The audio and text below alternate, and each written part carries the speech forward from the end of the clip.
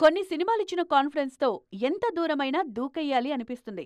సాయి తేజ్ కెరియర్‌లో 'విరూపాక్ష' అలాంటి సినిమానే. ఆ మూవీ ఇచ్చిన నమ్మకంతోనే ఇప్పుడు ఆయన సంబరాల ఏటిగట్టు చేస్తున్నారు.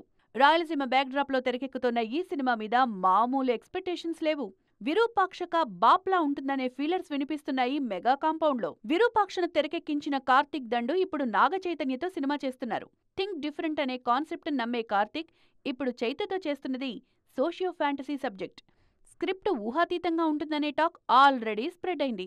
తండేల్ సక్సెస్ మీదున్న చైతు కార్తీక్ కోసం మేకోవర్ అవుతున్నారు. సితారా ఎంటర్టైన్మెంట్స్ లో సిద్ధు సినిమా చేస్తే బ్లాక్ బస్టర్ గ్యారంటీ అనే టాక్ ఆల్రెడీ ఉంది.